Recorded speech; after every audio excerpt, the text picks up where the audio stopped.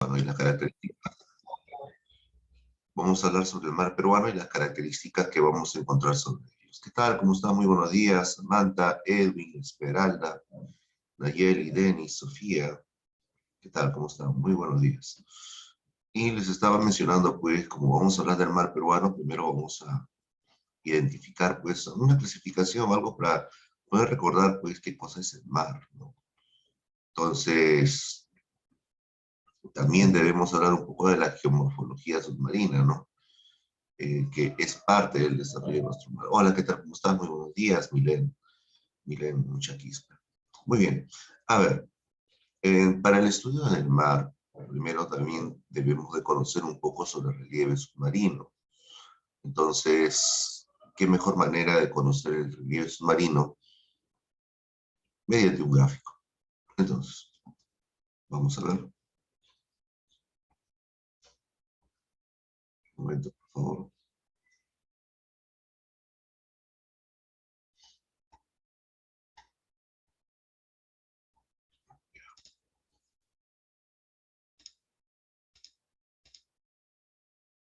Segundo, por favor.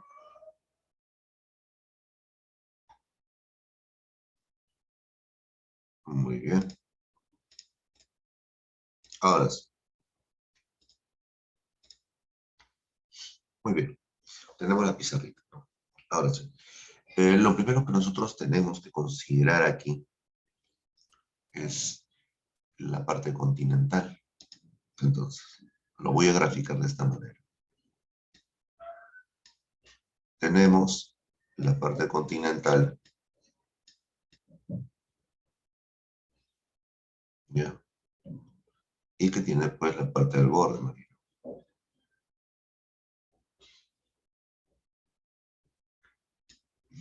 Pero sabemos que el mar llega hasta cierto punto nada más, ¿verdad? Y que de ahí viene lo que vendría a ser el nivel medio del mar. Destacamos tanto por un lado como por el otro. ¿Verdad? Hasta ahí estamos todos ok. Sí. Ahora, luego de esto sabemos que el continente prosigue su camino, ¿sí? Claro, pero ya de dónde? Debajo del mar, ¿sí? A la extensión del continente que va a estar cubierto por el mar, a esto se le va a conocer como zócalo continental. ¿Sí? Se le conoce como zócalo continental. ¿Lo tenemos claro? Ya. Entonces, ya que tenemos claro eso, vamos a hacerlo más pequeño. Entonces, viene por aquí la parte continental.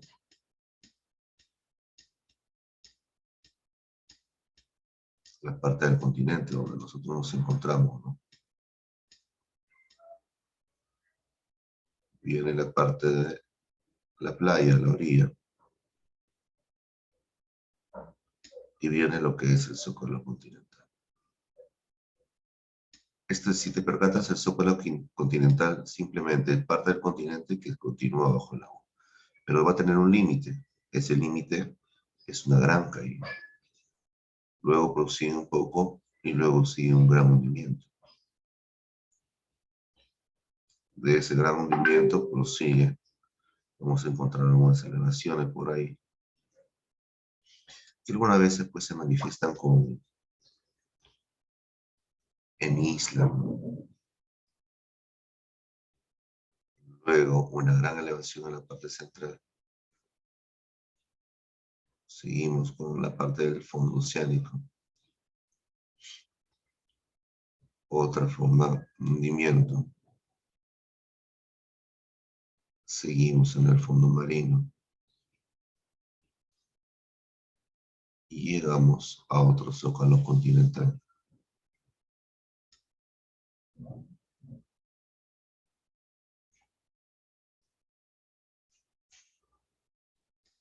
Vamos a encontrar otro continente. Ya. Entonces, mira, estamos armando el gráfico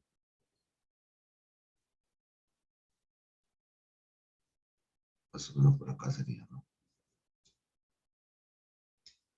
Ya.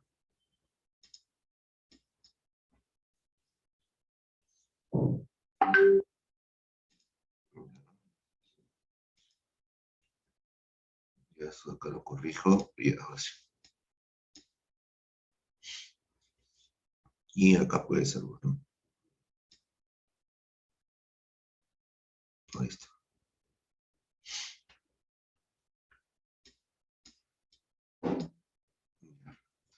Y el nivel del agua, ¿no?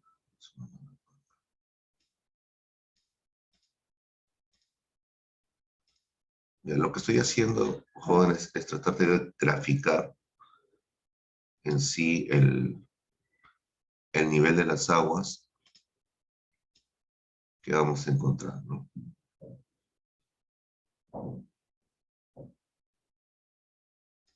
Más o menos así. Ya, ahora, este gráfico implica muchas cosas. Si ustedes se percatan, en esta parte de aquí vamos a dar las denominaciones del fondo oceánico. Es importantísimo conocer eso, ¿no? Esto es la parte del continente, la parte continental. Este es continente. Ahora, el continente que se encuentra sumergido en el agua, como lo podemos apreciar aquí, este continente que se encuentra sumergido en el agua,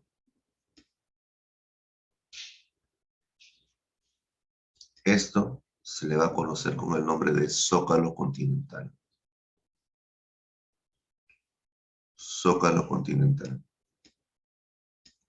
Entonces colocamos acá zócalo.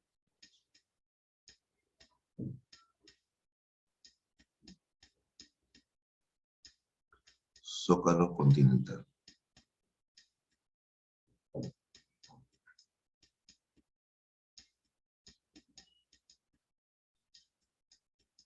Pero probablemente ustedes, esta parte de aquí del zócalo continental, ustedes lo van a encontrar con otra denominación.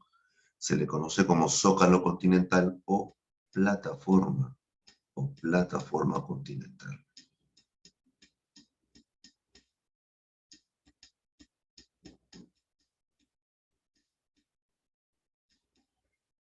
Plataforma. Que en pocas palabras, ¿qué cosa es? Es el continente o extensión del continente que se encuentra sumergido bajo el agua. ¿Sí? Bueno, esto va a llegar hasta una profundidad. ¿Sí? Esto llega hasta los menos 200 metros bajo el nivel medio del mar.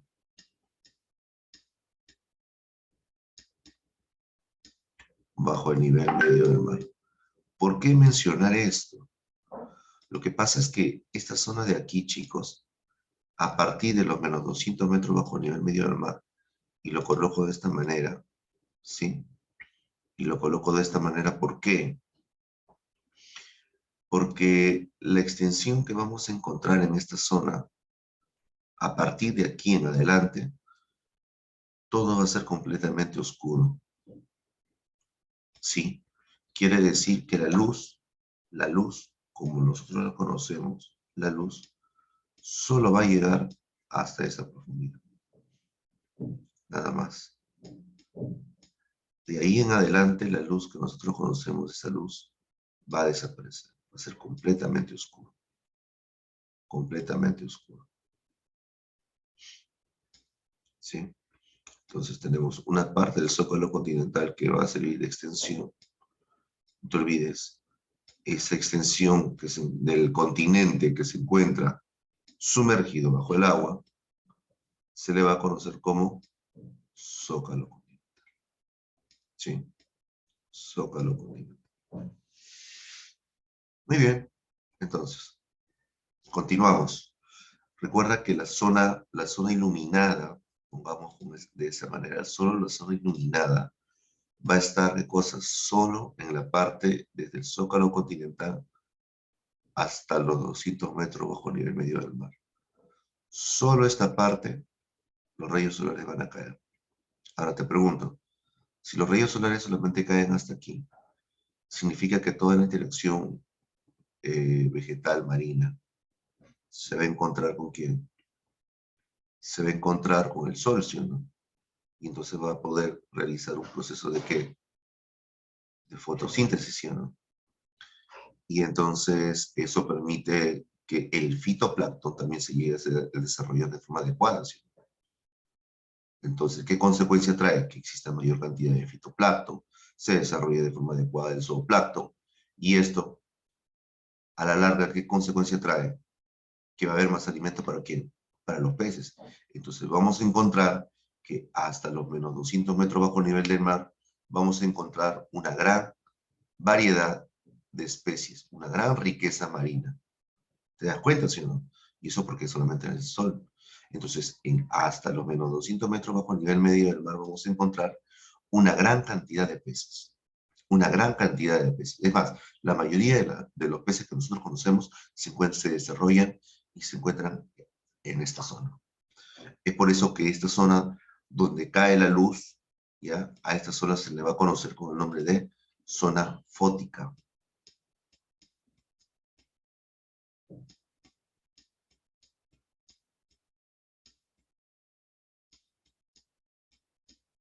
Zona fótica, zona con luz, de fotón, pues. Luego, sabemos que eso va a llegar hasta los menos 200 metros bajo el nivel medio del mar. Sabemos qué cosa es el zócalo o plataforma continental, que es el continente que se encuentra sumergido. Ahora, de ahí yo me percato de algo. ¿Y de qué me voy a percatar? Que va a existir una gran caída. En esta caída voy a encontrar cañones. Voy a encontrar con unas pequeñas grutas. Gran cantidad de erosión. Entonces, esta gran caída, a esto se le conoce como talud continental. Talud continental.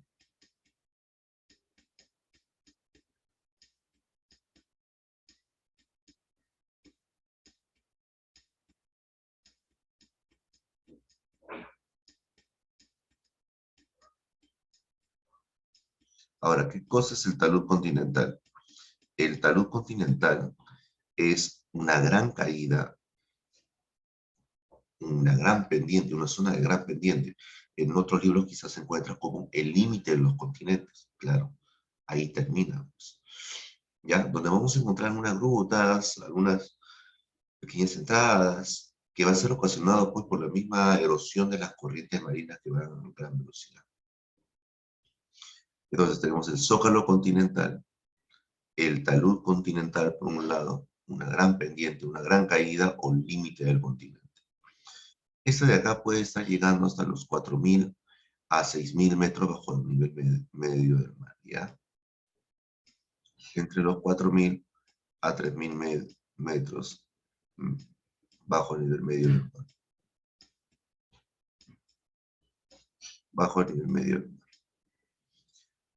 De aquí vamos a encontrar en esta parte del fondo, cuando ya llegamos, este ya es el fondo marino. El fondo marino. ¿Sí? Y el fondo marino va a pertenecer a la zona de un gran hundimiento. Si te percatas aquí, hay un gran hundimiento.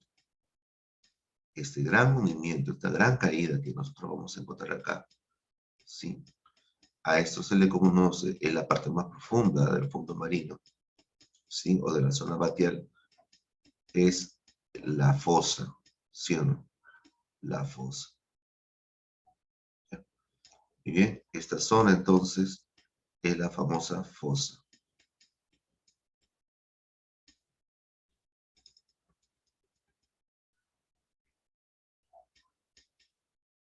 Fosa. ¿Y qué cosa es una fosa, profesor? Es una zona de gran hundimiento. Lo que pasa es que en esta zona de acá, esta zona zona de fosa, es porque acá se encuentran dos placas tectónicas. Si nosotros lo vemos desde el punto de vista geodinámico, nosotros vamos a encontrar este proceso. que las placas tectónicas se encuentran así. Por un lado, se están chocando. Mira, vamos a plantearlo de esta manera.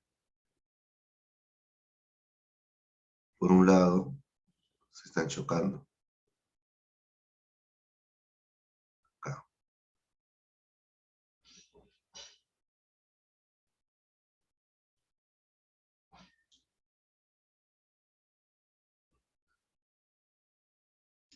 Se están chocando con otra placa tectónica.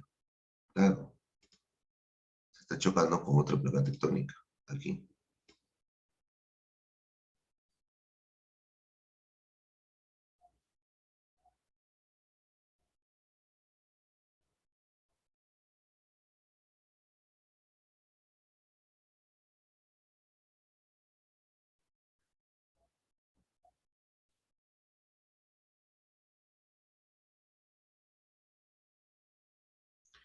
Y nosotros ya conocemos esta figura.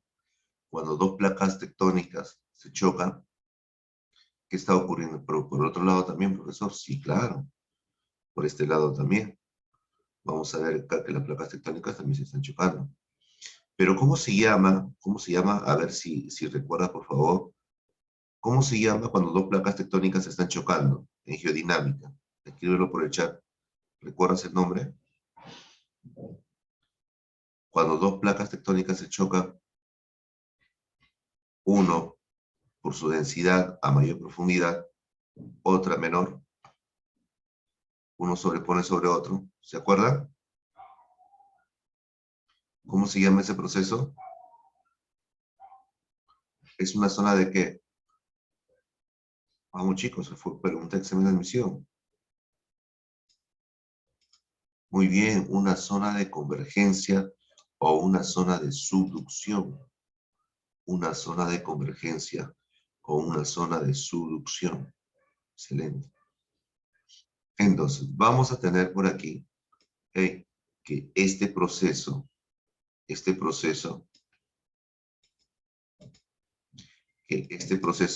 ocurriendo en esta zona y me va a dar el origen ¿de quién? Me va a dar el origen de las fosas. Por eso encontramos las fosas ahí. En el caso, y para considerar eso, debemos de considerar la parte de qué? Debemos de considerar la parte de las fosas, de las placas tectónicas. Claro, porque son las placas tectónicas las causantes de este proceso. Entonces, si te has percatado bien, esta parte de aquí es una zona de qué? Una zona de subducción o convergencia. No te vayas a olvidar, por favor. Esto es una zona de subducción.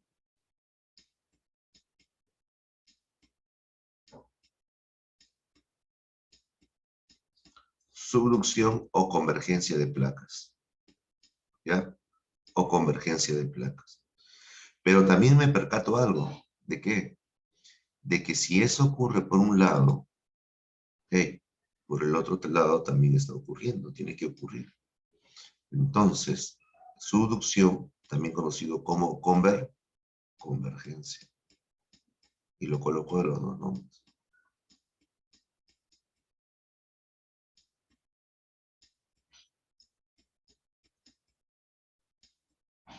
Convergencia de placas o choque de placas. Pero me percato de algo también. ¿De qué? De que en la parte media, estas placas tectónicas se están separando. Y nosotros ya conocemos ese proceso también. Cuando se presenta la separación de dos placas, estamos hablando de qué? De la divergenciación.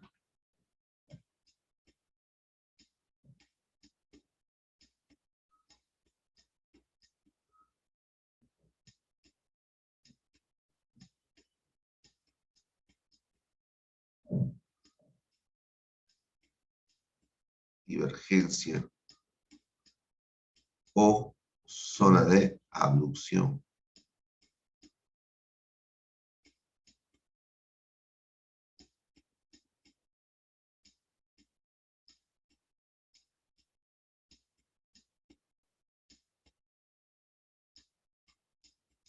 Subducción, abducción, convergencia, divergencia, separación de placas.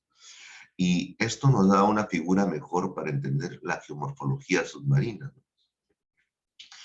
Porque luego de conocer y ubicar, por ejemplo, la zona batial o el fondo oceánico, ¿ya?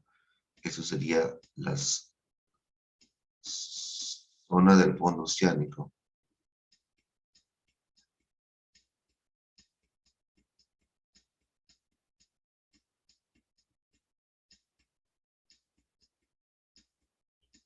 ¿Ya? O fondo batial también.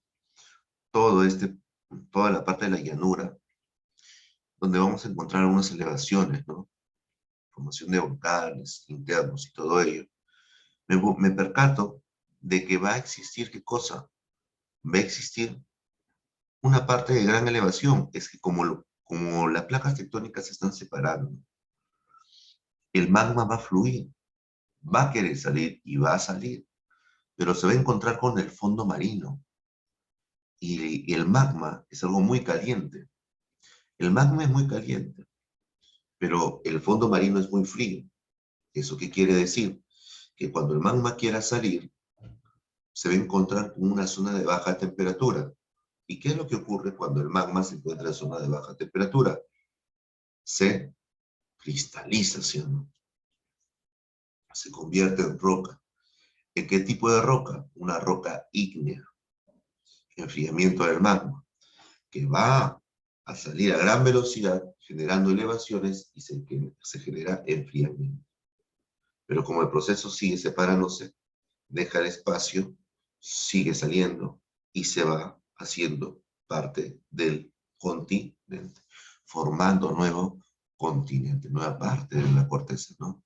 Entonces el magma va a querer salir por aquí a gran velocidad, el magma va a querer salir por aquí, aprovechando estos espacios, va a querer, pero se va a enfriar, ¿no? Cuando sale, ojo, va a salir, pero se va a enfriar, se va a enfriar. Claro, estamos hablando de quién, estamos hablando del magma, ¿no? Y eso permite la construcción de ¿qué? Permite la construcción de corteza, formación de corteza. Es una zona de expansión, ¿verdad? Muy bien.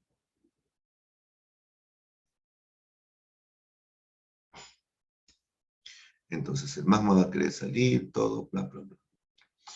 Se enfría rápidamente, forma parte de la corteza del fondo oceánico y seguimos estudiando nosotros el fondo oceánico. A esta elevación se le conoce como cordillera submarina.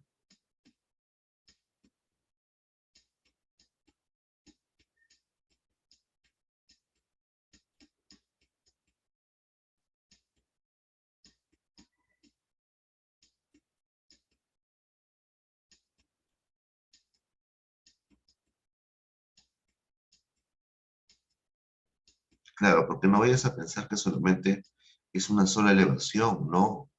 Es un conjunto, es una zona. Si nosotros queremos proyectar esto ya también así, mira, hasta el fondo. Es una cordillera, entonces se dice cordillera submarina, pero también se le conoce con el nombre cordillera submarina o dorsal. Cordillera submarina o dorsal, lo vamos a colocar acá, dorsal. El dorsal submarino. Dorsal o cordillera submarina. Nosotros seguimos analizando, encontramos parte del fondo marino en la zona batial y encontramos nuevamente ¿qué cosa? A lo que vendría a ser la fosa, ¿sí? Nuevamente nos encontramos con una fosa. ¿Y eso qué significa? Que estamos cerca de otra placa tectónica que está chocando, ¿no? Tenemos por acá otra placa tectónica que está chocando por aquí, ¿sí? Eso quiere decir que estamos nuevamente frente a otra fosa. Tenemos otra fosa, y si sigue cerca de la fosa, estaríamos hablando de qué? Fosa, de ahí viene la gran caída. ¿Qué cosa era? El talud continental, o límite de los continentes. De ahí ¿quién viene? La plataforma continental o zócalo. Plataforma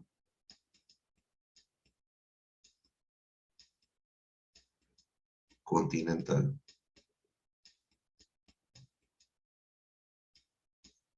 La plataforma continental, y nuevamente llegamos ¿a dónde? A otro continente. Otro continente. Profesor, yo alguna vez he llegado al zócalo continental, sí. ¿Tú alguna vez has ido a la playa, por ejemplo? Sí, ¿no? Muy bien, cuando has ido a la playa, cuando tus piecitos, bueno, desde el momento que has entrado al mar, tú ya estás tocando el zócalo continental. Claro, porque empieza desde la orilla, es el inicio. Si tú sigues de frente, te vas a dar cuenta que está inclinado, ese zócalo continental va a continuar. Si tú sigues esa inclinación hasta el final, te vas a encontrar la gran pendiente. El zócalo continental ya no hay y simplemente es una gran caída y tienes el mar abierto. Has llegado al talud continental. Si tú te guías por la misma caída hasta el fondo marino, llegas a esa parte, llegas al fondo marino y posiblemente y muy cercano vas a encontrar una fosa. Eso indica de que estás ya en una zona donde se van a encontrar dos placas tectónicas. ¿Sí? Que por cierto, a esta zona de aquí es una zona completamente oscura. No vayas a pensar que hay luz. Recuerda, esta zona es completamente oscura. Aquí estamos hablando de especies ya que van a tener su propia luz. A las especies que tienen su propia luz se les conocen como especies noctilucentes. ¿Cómo no recordar, pues, a ese pececito muy conocido? Ya gracias a una película llamada Nemo. Estamos hablando del pez. ¿Cómo se llama ese pez? Que tiene una bolita al frente que sirve como anzuelo. El pez linterna, ¿sí? El pez linterna es propio de esta zona. Peces noctilucentes, especies noctilucentes que pueden colocar, bueno, pueden tener su propia luz. Esta zona de aquí, como no hay luz, la luz no llega aquí, es completamente oscuridad, a esto se le conoce todo lo contrario. Si uno era la zona fótica, esto sería la zona afótica. Les decimos zona afótica.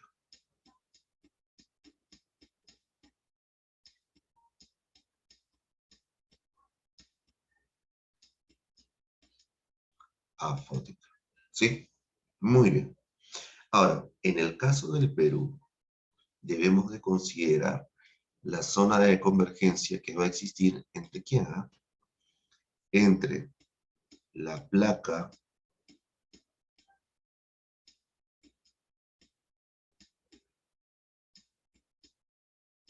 sudamericana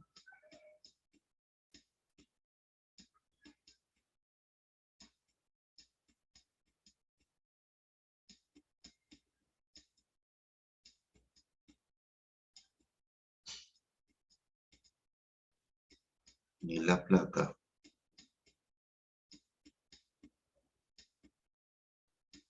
de Nazca.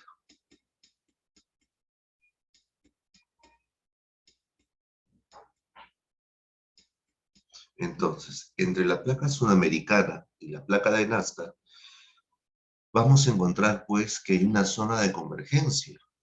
Y esta zona de convergencia en nuestro mar peruano implica que nosotros nos ubicamos cerca del gran cinturón del Pacífico, el famoso cinturón de fuego. El cinturón de fuego, la denominación cinturón de fuego, hace referencia a las zonas de gran actividad volcánica, ¿ya? Cinturón de fuego hace referencia a la zona de gran actividad volcánica. Y la zona circunpacífica hace referencia a las zonas de gran actividad sísmica. Claro que los medios de comunicación dicen, hace referencia a lo mismo porque abarca la misma, casi la misma zona. La diferencia es que la zona circunpacífica se manifiesta en la parte continental y la zona circunpacífica, pero la zona del cinturón de fuego en la parte continental por la actividad volcánica y la zona circunpacífica en la parte cercana al litoral por la zona de convergencia de placas, porque ahí es donde se va a chocar. Entonces, jóvenes, esto sería geomorfología submarina, ¿ya? Geomorfología submarina. No te voy a olvidar. Vamos a escribir así.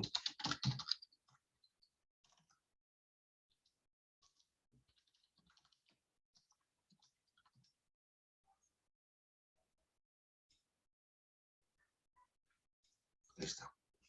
Y con todas sus partes bien explicado, chicos. Muy bien.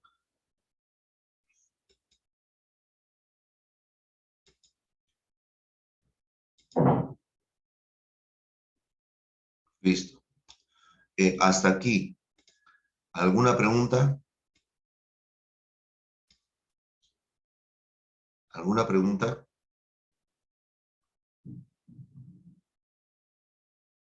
¿Sí? ¿Todo claro? Muy bien. Ahora, vamos a ver si es que quedó todo claro, ¿no? Voy a hacer una pregunta por ahí sencilla. A ver, dime. El mar, ¿hasta dónde estaría el mar? Abarcaría el mar. ¿Qué es el mar? ¿Es lo mismo que el océano? No, ¿verdad? Entonces, el mar se define como ¿qué? Como porción de agua que baña las costas e islas de un continente, ¿no? O sea, un continente, una porción de tierra. Entonces, el océano sería toda esa parte azul, celeste. Y el mar simplemente sería aquella parte que baña las costas de los continentes e islas. Una porción de agua, ¿no? Ahora, si tiene salida directa hacia el océano, como estamos evidenciando aquí, eso sería ¿qué tipo de mar? Mar de tipo epicontinental. Repito, el mar de tipo epicontinental tiene una salida directa al océano. No tiene ninguna dificultad. Sale directamente al océano, a mar abierto. A diferencia del mar Mediterráneo,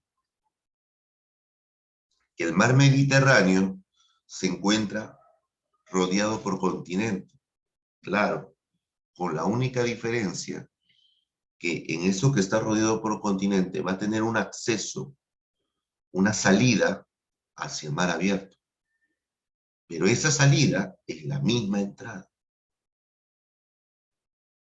¿Sí? Un ejemplo, profesor, el mar Mediterráneo.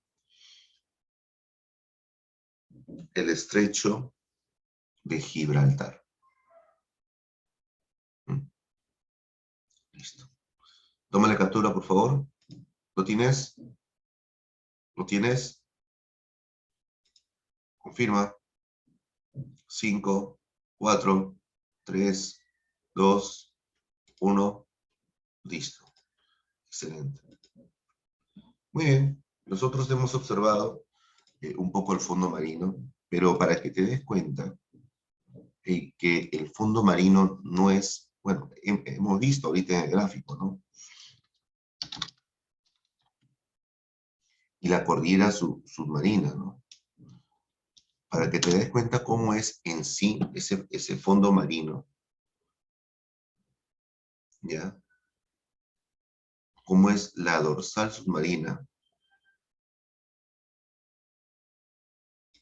Te voy a mostrar el siguiente gráfico. Un segundo, por favor.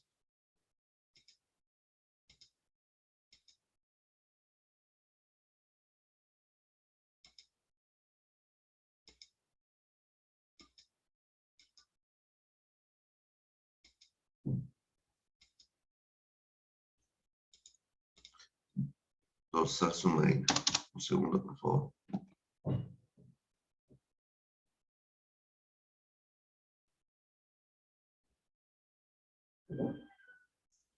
La dorsal de Nazca. Ya, no está. Ya, listo. Continuamos mientras que se va buscando, ¿sí? La dorsal submarina o corrida submarina. Aquí está. Sí, creo que esta es. No, pues. Ya.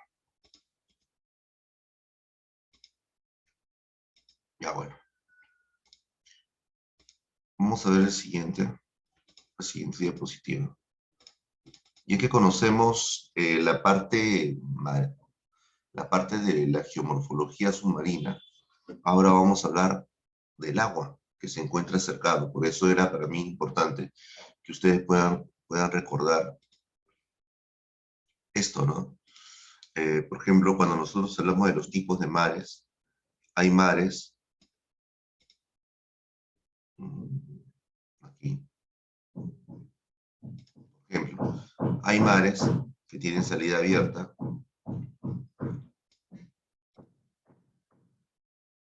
mares que tienen salida abierta hacia el mar. Hay otros que están rodeados por continente. Y algunas que simplemente son. Listo. No te vayas a olvidar, por favor, que aquellas que tienen salida directa hacia el mar abierto, ya, hacia el mar abierto, como el caso del Perú, ¿no? Estos de acá se llaman de tipo epicontinental.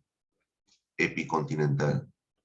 Aquellos que están rodeados por continente, pero sin embargo, aunque estén rodeados, permite el ingreso de las aguas, una salida directa hacia el mar abierto, ¿verdad? Este ingreso o salida de esta agua hacia el mar abierto se le conoce como Mediterráneo. Y las aguas que van a bañar las costas de una isla, ¿sí? De una isla, se le conocen como insulares. Insulares. Entonces, mira, epicontinentales, mediterráneos e insulares. No te vayas a olvidar de eso. Ahora, mar peruano. El mar peruano, algunas generalidades de nuestro mar peruano, la denominación, el nombre oficial, Mar de Grau, por eso hice énfasis en el nombre, ¿no? ¿Qué tipo de mar es? Epicontinental, ya sabemos qué tipo de mar es nuestro mar peruano. Está ubicado en el sector sur del Océano Pacífico. La ubicación siempre es importante, jóvenes. ¿Por qué? Porque con la ubicación nosotros recién podemos darnos una idea de cómo o cuáles son las características propias de nuestro mar peruano. El hecho de que se encuentre, pues, por debajo del océano, de la línea ecuatorial, vamos a encontrar ciertas características que van a ocurrir por cada hemisferio. Recuerda que tenemos el movimiento de rotación que tiene el famoso efecto Coriolis, ¿no? La desviación de los vientos y corrientes marinas. Ahora, cuando se desvían, ¿qué dirección asumen? ¿Mm? Y cómo va cambiando este tipo de corrientes, el mar, la ubicación de las zonas térmicas, también es importante, porque eso va a determinar hasta la temperatura que va a tener el origen de un tipo de mar, el origen de una corriente, ¿no? Entonces, debemos de nosotros identificar o recordar la ubicación del Perú. Sabemos que el Perú se ubica en una zona netamente tropical, ¿verdad? Una zona netamente tropical. Pero a pesar de que nos encontremos en una zona tropical, mira ahorita cómo te sientes. ¿Sientes frío, sí o no? El Perú entonces se ubica, aquí me lo voy a colocar de parte de amarilla. La parte, es más, la parte de América del Sur.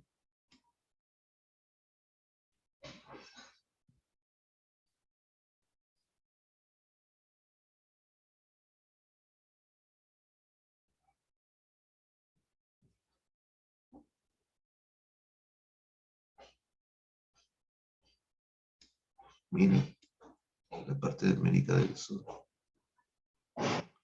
Es interesante, ¿no? Ahí está. ¿Te das cuenta, sí? Solo la parte de América del Sur. Y me percato que en este América del Sur, y lo voy a colocar en verde, que aquí está, nuestro de amarillo mejor, que aquí está Perú, aquí está nuestro querido país. Y eso implica varias cosas. ¿Qué cosa implica de que nosotros nos ubiquemos en las zonas tropicales? Primero, recuerda que la dirección que asume el, la Tierra en su movimiento giratorio es de oeste a este. En esa dirección vamos a ver que va a haber un movimiento contrario con respecto a las corrientes y el mar. Primero, yo sé, por mi experiencia, que el hecho de que se encuentre en esta zona central es una zona tropical, ¿sí o no? Netamente tropical. Mira, zona netamente tropical. Entonces, el movimiento de las corrientes, existentes en esta zona, va a ser cálidos. Mira, de esta manera, desde el Ecuador hacia el sur. Esa corriente netamente tiene que ser cálida. Si te percatas aquí, en la parte del inicio, esta corriente cálida afecta al Perú o no, claro. Y adivina quién. ¿Quién es? La corriente del Niño. ¿Mm? Una extensión del brazo de una corriente cálida ecuatorial del sur. Ahora ya entendemos por qué en Piura y en Tumbes tienen un clima bastante cálido, muy particular, de una zona tropical. Pero a medida que se van alejando de las zonas tropicales y están entrando a las zonas templadas, ¿no? En las zonas templadas. En estas zonas templadas, me percato también de que la temperatura empieza a disminuir, ¿sí o no? Entonces, en estas zonas, me estoy percatando que la temperatura empieza a disminuir. ¿Y qué pasaría si es que yo me alejo más de las zonas templadas hacia la zona de los polos? Si me alejo más, la temperatura más disminuye todavía, ¿sí o no? Entonces, es importante para mí, por ejemplo, identificar estas zonas para poder dar algunas características. Entonces, voy a ver que esta corriente se está alejando de la zona tropical y empieza, ¿qué cosa? A enfriarse. Enfriarse más porque se encuentra más cercana a los polos. Y cuando nuevamente retome su giro hacia la parte de América, va a llegar ya no el agua cálida, sino un agua bastante fría, porque ya se enfrió. ¿Y esto no te recuerda a alguien? ¿Quién? Muy bien, la corriente de Humboldt. ¿Te das cuenta, sí o no? La corriente de Humboldt, mira, y que abarca desde el sur, llega al centro y nuevamente cambia. Empieza a calentarse hasta transformarse en una corriente cálida ecuatorial. Aumenta su temperatura. Y de esa manera se va regulando, ¿qué cosa? Las temperaturas a nivel mundial. Esa es la función de las corrientes marinas. Correcto. Ahora, nuestro mar peruano es compuesto por diferentes corrientes, como nos hemos dado cuenta. Tenemos corrientes cálidas y corrientes frías. Una corriente cálida, corriente del Niño, y una corriente fría, la corriente del mar peruano o la corriente de Humboldt, ¿no? Profesor, lo mismo, no son lo mismo porque la corriente de Humboldt se inicia en Valparaíso, Chile, hasta la península Illescas de Piura, con una distancia de 4.445 kilómetros de longitud. ¿Ya? Y la corriente peruana solamente es desde el sector, desde el mar de Grau, desde que inicia hasta donde finaliza, ¿no? Desde las costas de Tacna hasta la península Illescas. Muy bien. Aclarado esta parte de la ubicación, continuamos. La amplitud del zócalo continental, del mar peruano, es mucho mayor a esta. Antes era 626.240 kilómetros cuadrados. Claro que ahora tenemos una pequeña sumatoria más después de la Corte de la Haya. Lo que sí mantenemos todavía son la anchura de 200 millas, que implica 370 kilómetros cuadrados, una longitud desde Tumbes hasta Tacna de 3.080 kilómetros de longitud, en las medidas de la amplitud de nuestro mar peruano. Los límites, claro, aquí viene eso de la parte de la Haya. Recuerda que el Perú quería una diagonal, ¿no? Un equidistante. Pero al final, pues, de la Corte de la Haya, lo que menciona es que la primera milla de un paralelo del delito número 1 de la Concordia va a ser 80 millas hasta llegar a un punto de inicio. De ahí tiene una declinación o una diagonal hasta el punto B. El punto B, por cierto, es el punto de 200 metros con respecto al litoral. De ahí tiene otra paralela hasta llegar a la equidistante que tanto pedía Perú. Y eso equivale a 16.352 kilómetros cuadrados, supuestamente pues que era el territorio de la discusión, ¿no? Entonces, eso es lo que supuestamente el Perú ha ganado. Supuestamente, ¿no? En realidad, si te percatas, ha perdido. Pero bueno. Por el norte, tenemos el paralelo de Boca de Capones. ¿Ya? El paralelo de Boca de Capones por el norte. Por el sur, el paralelo trazado por el hito número 1, 80 millas, diagonal A al punto B, y del punto B al punto C, que es la equidistante al litoral, en 90 grados. Por el oeste, es decir, por el lado marino, para el lado occidental, tenemos las 200 millas, y para el lado este, tenemos el litoral peruano, 3.080 kilómetros. Profe, ¿pero cómo es esto? Aquí estamos. Si no te has ubicado, miramos acá. Aquí, por el norte, la Boca de Capones, claro que tiene que llegar hasta un límite de 200 millas. Por el sur, 80 millas, punto A al punto B, del punto B al punto C. Aquí recién viene. ¿Sí? Pues sí sería nuestro problema. Por el lado del oeste, se va toda la parte occidental, y esto, con respecto a esto, tiene una distancia de 200 millas o 370 kilómetros. ¿Sí? Para el lado oriental, es decir, para el lado del este, ¿se va a encontrar con quién? Se va a encontrar con el litoral peruano. Y este litoral peruano mide 3.080 kilómetros. Entonces, por el norte, por el sur, por el este y por el oeste. Eso vendría a ser entonces los límites de nuestro mar peruano.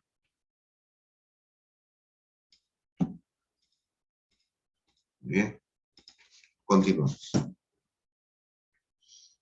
Algunos datos importantes.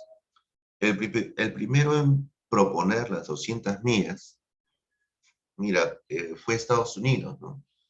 Menciona el presidente, por ejemplo, Harry Truman, sobre la importancia de tener soberanía marítima para la protección y cuidado y el uso adecuado de los recursos hidrobiológicos. Y todo muy bien. A partir de eso, entonces la mayoría de países opta por tomar como soberanía, pues, bueno, los países marítimos, ¿no? Optan por tomar como soberanía 200 millas, ¿no? Lo propuso Estados Unidos. Esa idea viene al Perú con el presidente José Luis Bustamante Rivero y lo establece en el año de 1947, el 1 de agosto de 1947. Entonces, gracias a él, se establece lo que es las 200 millas en nuestro mar peruano. Pero cosa curiosa, ¿no? Eso inició con Estados Unidos. Posteriormente, se percata de que algunos mares presentan mayor riqueza marina. Nuestro mar peruano es el más rico del mundo. Tiene mayor diversidad marina. Entonces, Estados Unidos, al ver que tiene una gran cantidad de riqueza marina en nuestro mar, pero no poder aprovecharlo de forma adecuada, vamos a ver qué propone otra cosa, justo con otros países, que ya no sean 200 millas, dice. Vamos a firmar otro tratado, que es el famoso CONVEMAR, en donde menciona que los países marítimos, o sea, que tienen salida hacia el mar, pueden aprovechar sus 12 millas de soberanía, pero si no tienen el potencial adecuado para utilizar los recursos, tienen que dar la facilidad a otros países que tengan la tecnología y la posibilidad adecuada para que puedan utilizarlo. Y se convierte en una zona económicamente activa. Lo propuso la mayoría de países, firmó, menos Perú. Perú no le conviene firmar.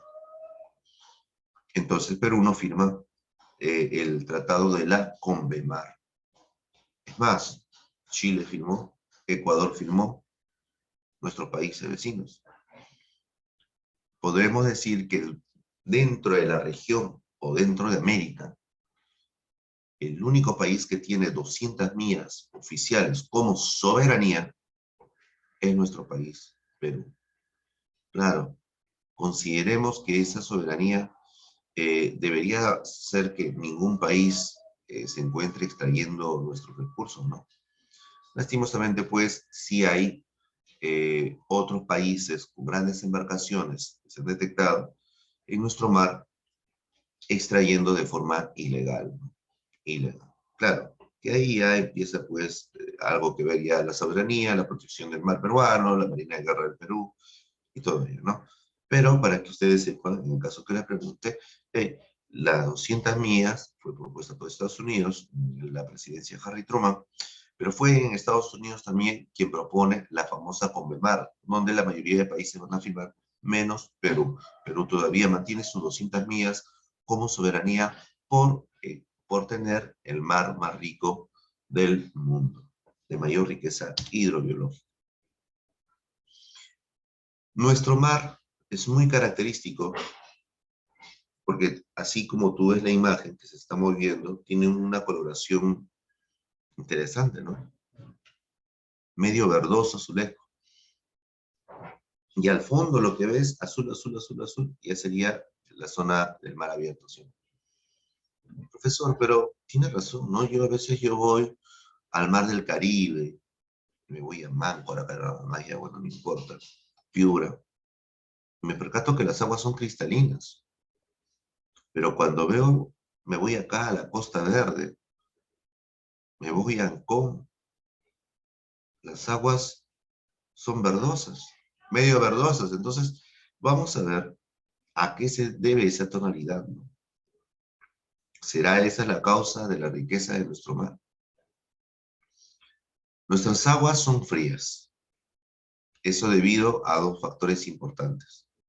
Uno, la corriente fría del mar peruano, esa corriente que viene de bajas latitudes, de altas latitudes, perdón, en las zonas de los polos, la zona baja del Ecuador, cerca de los círculos polares.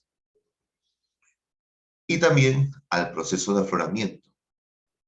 El fenómeno de afloramiento, imagínate esto, los rayos solares calientan la superficie del mar, ¿no?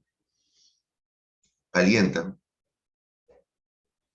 pero debajo está agua fría. ¿Qué pasaría si es que por X razón quitamos el agua de la superficie? ¿Quién va a ascender? Las aguas frías, ¿sí o no? Ese es el afloramiento. Porque las aguas cálidas van a ser retiradas por el accionar de los vientos planetarios, los vientos alisios. Los vientos alisios retiran las aguas que se están calentando de la superficie y hace, como deja un vacío, hace que las aguas frías que se encuentran depositadas pues en el fondo del océano asciendan poco a poco por el zócalo continental. ¿No ves que el zócalo continental es inclinado? Entonces van a ascender y van a complementar pues esa falta de agua que se había retirado hacia el fondo. De esa manera baja la temperatura de nuestras aguas. Aguas un poco más frías. Con respecto a la salinidad, si tú vas con una botella y retiras 1 litro de agua salada, lo pones a hervir de nuestro mar, ¿no? De nuestro agua, 1 litro, y te vas a dar cuenta que va a salir 34,7 gramos de sal. Ese vendría a ser la salinidad que va a tener nuestro mar peruano. El color verdoso es debido a la gran concentración de fitoplancton. Fitoplancton, zooplancton, fitoplancton. Entonces, he ahí el alimento de los peces. Por eso la riqueza también.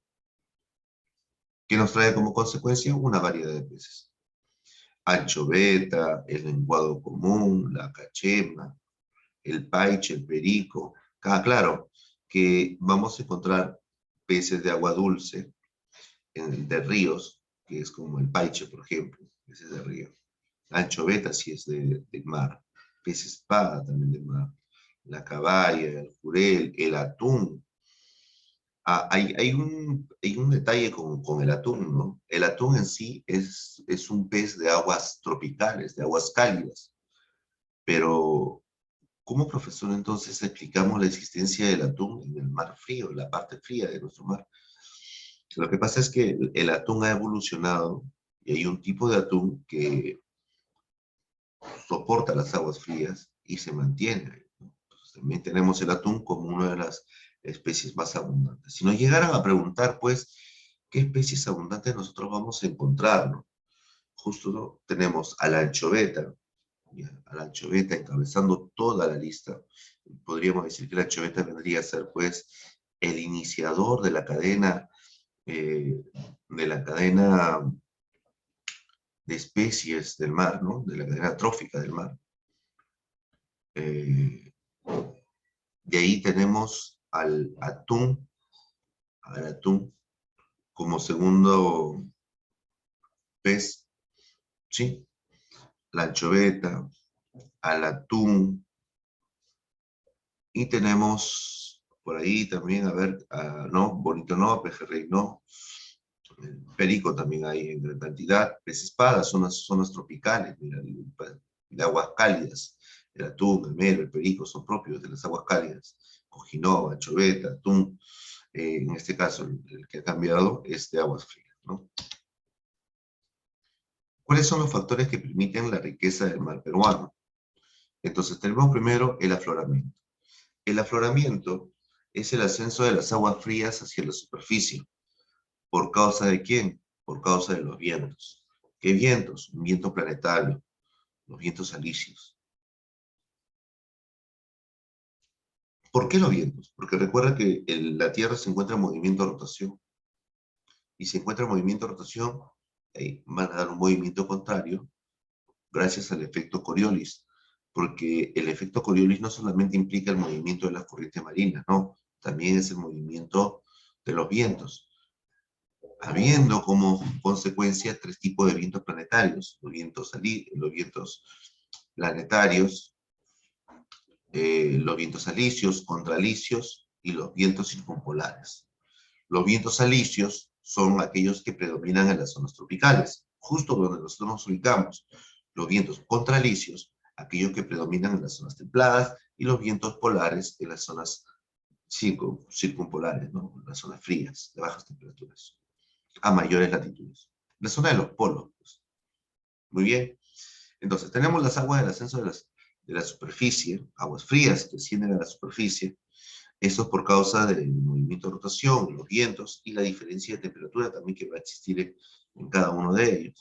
¿Qué consecuencias trae la temperatura y la riqueza, ¿no? Una baja temperatura, un color verdoso y una riqueza marina, que trae como consecuencia una riqueza de variedad de especies.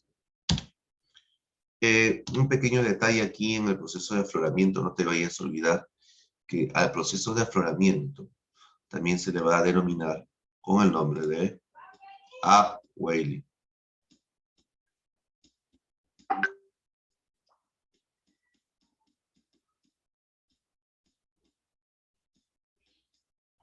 Upwelling, ¿sí?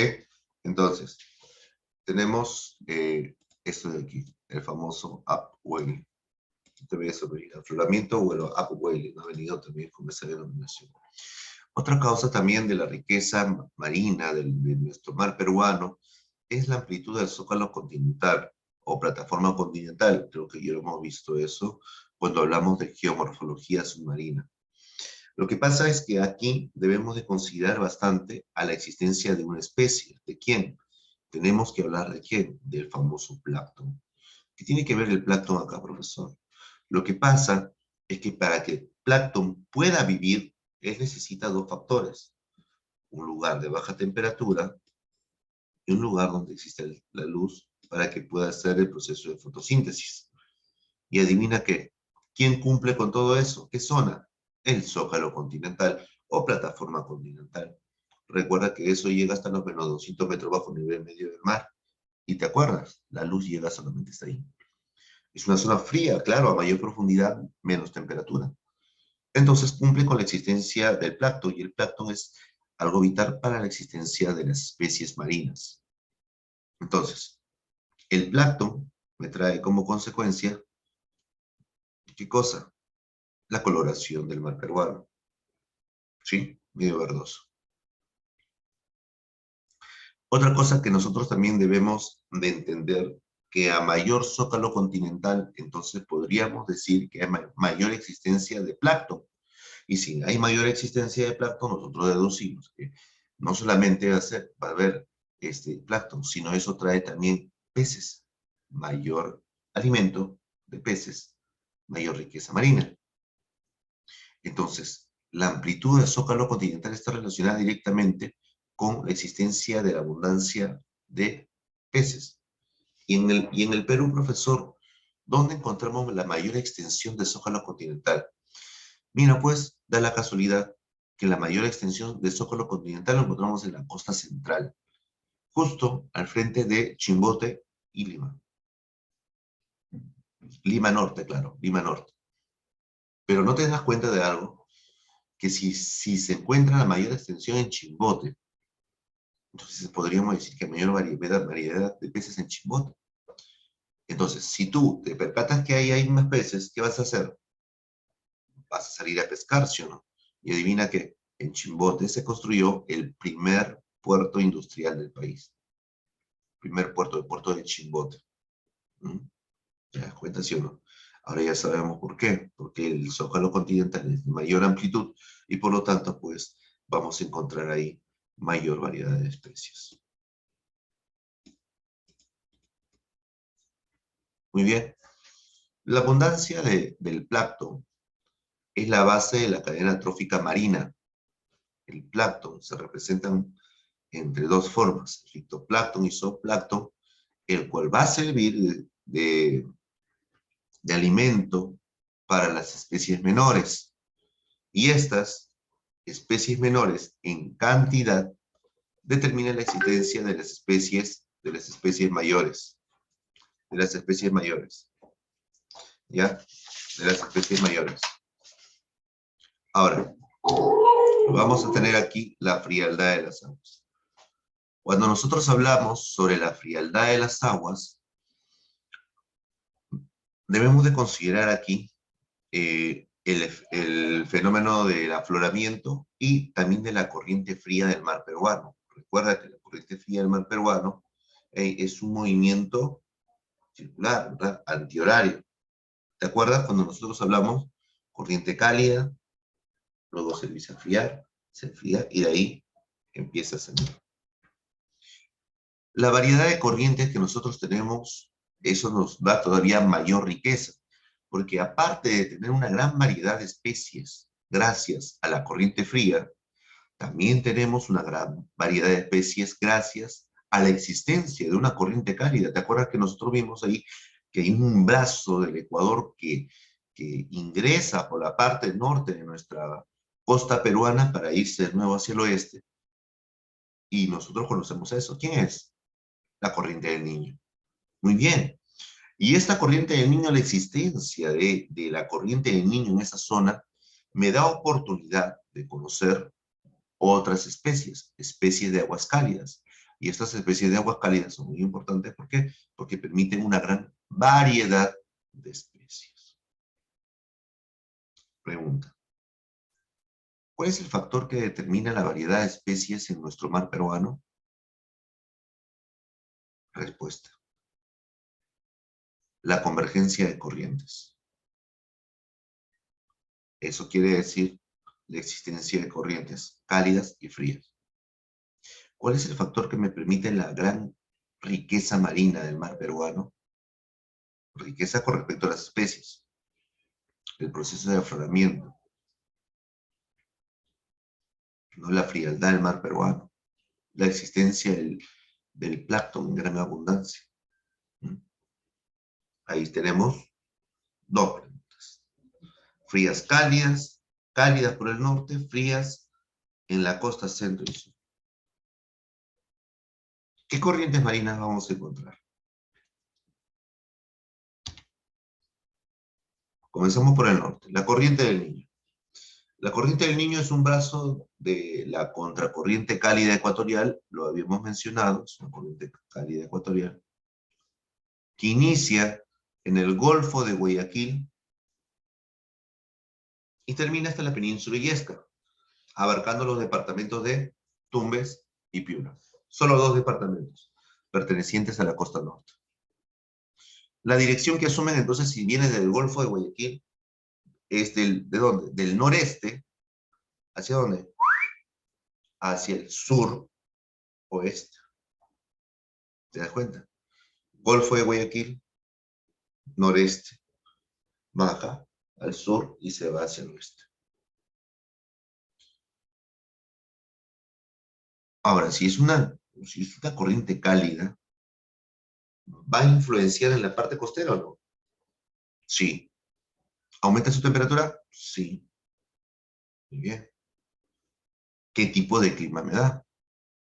Si es una corriente cálida, esa corriente cálida va a venir ¿con qué? Con vientos cálidos. Te pregunto, vientos cálidos, aguas cálidas, la radiación solar sobre la superficie genera evaporación, condensación, asciende, se condensa en una nube y llega hasta cierta altitud lo suficiente, ¿como para qué?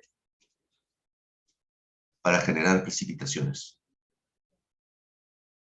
Entonces, ahora entendemos por qué existen las precipitaciones de verano en un sector de la costa, en Tumbes y Piura. Y también entendemos por qué esas zonas tienen presencia de ¿qué? De bosques, manglares, zonas netamente tropicales. Me determina entonces la existencia de la corriente del Niño, esta corriente cálida, un clima semitropical, con presencia de temperaturas, de precipitaciones en verano. Muy bien, estamos excelentes. Hasta aquí, ¿estamos bien con la corriente del Niño? ¿Sí? ¿Está sencillo hasta ahí? Ojo, ojo, por favor. La corriente del Niño no es lo mismo que el fenómeno del Niño. Esa es otra cosa. Ya vamos a ver la diferencia. Muy bien, excelente. Pero la corriente del Niño sí se encuentra relacionado con el fenómeno, porque el fenómeno comienza cuando esta corriente del Niño cobra más fuerza. Pero ya vamos a ver de qué se trata. Hasta aquí está sencillo. Tumbes-Piura se va hacia el oeste, corrientes cálidas, precipitaciones de verano, inicia en el Golfo de Guayaquil, termina en Península de Illesca, se dirigen hacia el suroeste y determina un clima semitropical con precipitaciones de verano. Muy bien. Vamos con la corriente peruana costanera de aguas frías superficiales. ¿Por qué mencionar esto, chicos? Mira, mira, mira, mira. Mira acá.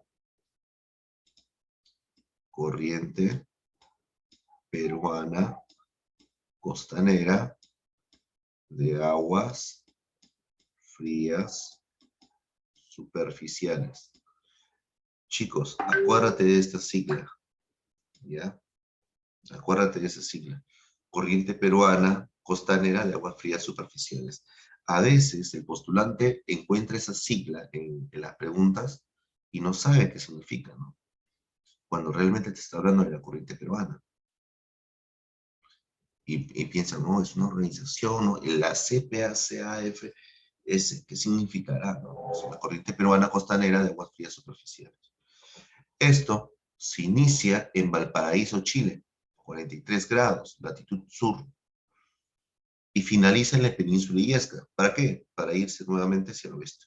¿Sí? Con la corriente del Niño, sí, todo se va hacia el oeste. Nuestra corriente peruana llega con una velocidad de 28 kilómetros por día. Ojo, 28 kilómetros por día. Ojo, no puedes colocar ahí minutos, porque si tú dices 28 kilómetros por minuto, cambió la configuración. Ya no sería la velocidad que asume la corriente peruana, sino la velocidad del movimiento de rotación. ¿Te das cuenta? Entonces, una cosa es 28 kilómetros por minuto, que es la velocidad de rotación. Otra cosa es la velocidad de la corriente peruana, que es de 28 kilómetros por día. Por día. 15 millas al día. Presenta una longitud de 4.445 kilómetros, una coloración verdosa, ya sabemos por qué, por la existencia del plancton, una temperatura promedio de 17 grados Celsius, profundidad 200 metros bajo el nivel medio del mar. ¿Determina algo? Sí, determina un clima subtropical de la costa centro y sur. ¿Qué significa un clima subtropical? ¿Quieres conocer el clima subtropical? Bueno, mira tu ventana. Ahí está tu clima subtropical. Sí, la existencia de esas nubes estratos, la ausencia de lluvias, como tal, lluvia, la presencia de lloviznas, garúas, rocíos, es propio de un clima subtropical, como lo que tenemos nosotros. La que estás sintiendo, ¿sí? ¿Dónde afecta? A la costa centro y sur. Profesor, ¿de dónde va la costa centro y sur? Muy bien, vamos de nuevo. Tumbes, Piura, norte. Piura, Ica, centro. Ica, Tacna, sur. Repito. Tumbes, Piura, norte. Piura, Ica, centro. Ica, Tacna, sur. Una última. Tumbes. Tumbes, Piura, norte. Tumbes, Piura, norte. Piura, Ica, centro. Ica, Tacna, sur. ¿Qué departamento se abarca? Muy bien. Tumbes, Piura, norte. Piura. Lambayeque, La Libertad, Ancash, Lima, Ica, centro. Arequipa, Moquegua, Tacna, sur. Listo. Continuamos.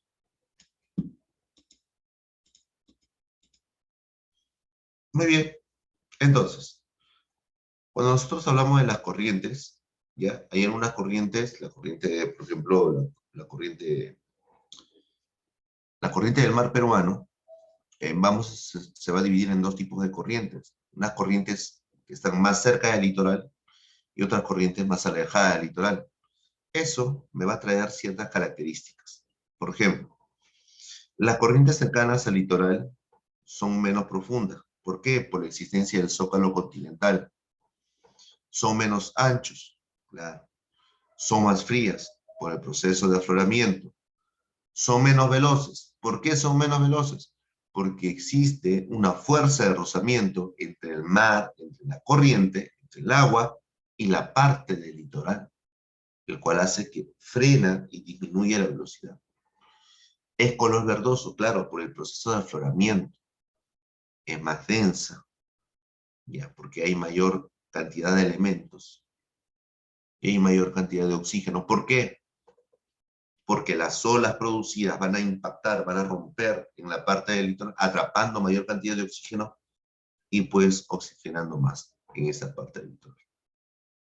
A diferencia de aquellas corrientes que están un poco más lejos, son más profundas, porque recuerda que ya estamos hablando del talud continental hasta el fondo.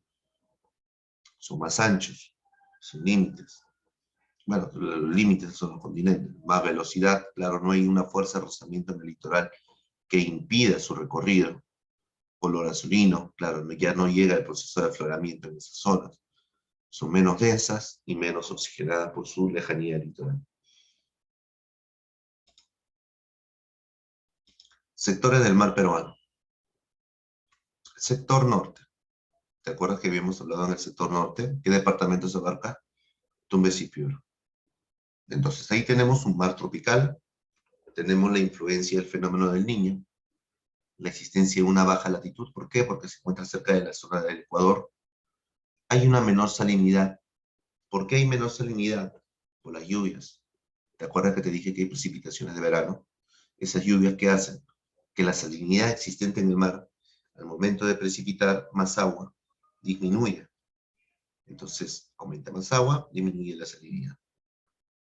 Son menos densos, claro, porque recuerda que ahí ya no hay proceso de afloramiento, las aguas son más limpias, hay menos salinidad. ¿Qué significa que exista menos salinidad?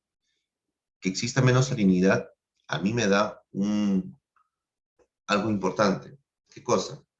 La existencia de menor salinidad hace de que exista menor flotabilidad de cosas en el mar.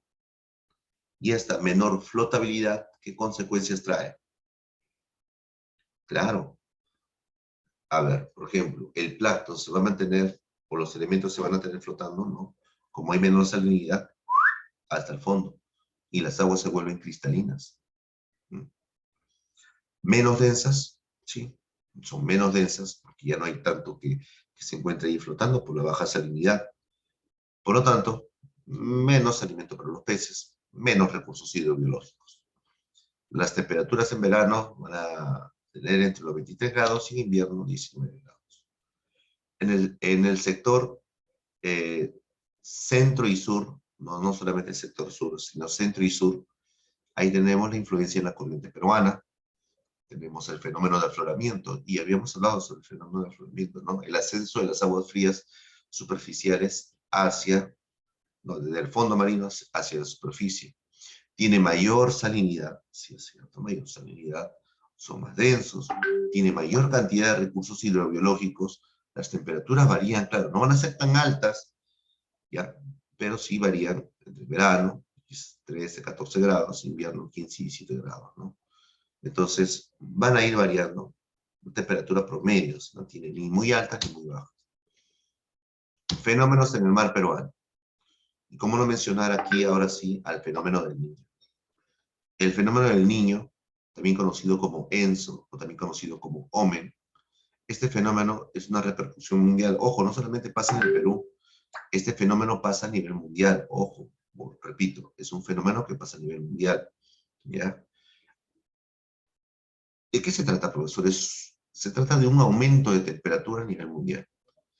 ¿Y a quién va a ayudar si aumenta la temperatura? ¿A la corriente fría o a la corriente cálida del niño? A la corriente cálida del niño. Y da la casualidad que en este momento las corrientes frías, cuando se presenta el fenómeno del niño, se debilitan. Entonces, ceden espacio. ¿A quién? ¿A quién van a apoyar si aumenta la temperatura? A los vientos que tienen alta temperatura, que pertenecen a la corriente del niño. Y la corriente del niño no solamente se va a desviar hacia de Piura ya para hacia el oeste, no, sino va a ingresar a la parte costera centro, a la parte costa centro y a la parte costa sur. Lo primero que hace es romper el tipo de clima. De un clima subtropical perteneciente a la costa central y a la costa sur, cuando viene la corriente cálida, rompe ese fenómeno y empieza las características lluvias, precipitaciones, formando huaicos, lloquias, inundaciones, sequías por un lado. Ese es el fenómeno del niño. Entonces, las aguas cálidas que ingresan por el norte en dirección contraria a la corriente peruana avanzan hacia el sur pegados al litoral, el cual trae como consecuencia un cambio total de clima. ¿Por qué se le dice niño, profe? Ah, porque justo comienza en diciembre, por el 25. Ahora, el fenómeno del niño, un detalle, tiene dos denominaciones, no se me deben olvidar, ¿ah? ENSO y OME, ¿ya? Las denominaciones en inglés. ¿Tiene efectos negativos y positivos? Sí. Los negativos ya sabemos, ¿no? Eleva la temperatura, rompe la inversión térmica, genera lluvias intensas, va a haber menos comida, menos alimentos para los peces, menos fitoplancton, altera el ecosistema marino, definitivamente que sí. Provoca sequías, incendios, lluvias, inundaciones, precipitaciones, huaicos, llovias, sí. ¿Cuál es el lado positivo? Que, profesor, el fenómeno del niño también tiene el lado positivo, claro. ¿Por qué? Porque con las inundaciones y las precipitaciones hace que se filtren desde la parte superficial del suelo hacia la parte interna, ayudando a los lagos subterráneos o napas freáticas a que vuelvan a tener su nivel que siempre tenían. Las lluvias intensas que generan oportunidad para recuperar los bosques, como los bosques secos tropicales, del algarrobo. ¿Qué pasa con los lagos, con los ríos? Aumenta el nivel de sus aguas, evitando su extinción. Las plantas, todo cambia. Y aparecen en ese sector especies de aguas cálidas, porque las especies de aguas frías se fueron, pues, se fueron huyendo, porque ya venía la corriente cálida. Todo lo contrario al niño es la niña. Si el niño calienta, la niña te enfría. Pero a veces la niña se pasa, como lo que está ocurriendo ahora. La niña viene muy fría ya. Apagó al niño y sigue. Entonces nos trae momentos de temperaturas muy bajas. Se le conoce como el enfriamiento global. Se produce debido a masas de aire frío proveniente de la Antártida. Te pregunto algo. Si el niño ayudaba a la corriente del niño, le daba más fuerza, con la llegada de la niña, ¿a quién le va a dar más fuerza? A la corriente peruana. Si le da más fuerza, entonces recupera el territorio que había perdido, es decir, de la costa sur, centro, y se va recién de Piura. De esa manera, el fenómeno de la niña trae una estabilidad climática. Disminuye la temperatura que había causado y de esa manera pues se regula. Tenemos una pequeña nota que es la famosa CONVEMAR. ¿Te acuerdas que ya te había explicado eso en el inicio? El mar territorial, soberanía, 12 millas nada más. Y de ahí tenemos 188 millas, que sería una zona exclusiva, económicamente exclusiva, para aquellos países que tienen la posibilidad y la tecnología y el dinero de poder explotar de forma racional las especies marinas que se encuentran ahí, ¿no? El Perú no firmó, por lo tanto está prohibido eso por otros países. Y el alta mar son zonas ya fuera de las 200 millas, a la cual se le conoce como mar abierto. Muy bien, y listo. Y de esa manera, chicos, hemos terminado esta parte de el mar peruano, el mar peruano. Muy bien, chicos, miren, entonces, en resumen, hemos tocado, pues, la geomorfología submarina, hemos hablado sobre el zócalo continental, sobre el talud, la zona batial, la fosa, la dorsal o cordillera submarina, cómo está formado geomorfológicamente. Hemos recordado un poco de geodinámica, la zona de subducción, la zona de abducción, el origen de las fosas. Luego hemos mencionado la ubicación del Perú con respecto al mar peruano, qué tipo de mar. Hemos mencionado la existencia de tipo de mares epicontinentales, marítimos, mediterráneos, insulares, el mar peruano, mar de Grau, también denominado como un mar epicontinental. Hemos mencionado sobre sus características propias del mar, coloración, temperatura, la riqueza marina, los factores que determinan ellos, que es el proceso de afloramiento, la plataforma continental, los tipos de corrientes que se presentan. Hemos hablado sobre el proceso de afloramiento, el upwelling, el ascenso de las aguas frías hacia la parte superficial. Entonces, y terminamos con la denominación de los sectores del mar peruano, sector norte, sector sur, corriente del Niño, corriente peruana, o la corriente fría peruana, ¿no? Y las características que vamos a encontrar en cada uno de ellos. No como la determinación del tipo de clima, un clima subtropical para lo que es la corriente fría, centro y sur, y un clima semitropical para lo que es la parte del norte. Muy bien, chicos, y también hemos mencionado sobre el fenómeno del niño y el fenómeno de la niña. Hasta aquí terminamos, chicos. Muchas gracias. Gracias por escuchar, gracias por estar presente. Recuerda que el esfuerzo siempre trae recompensa. Tienes que estudiar bastante, chicos, para obtener esa vacante que espera y que estoy seguro que va a ser tuya si das lo mejor de ti. Muchas gracias, chicos. Nos vemos hasta la siguiente sesión. Espero que se haya entendido la clase. Muchas gracias. Cuídense mucho. Bendiciones.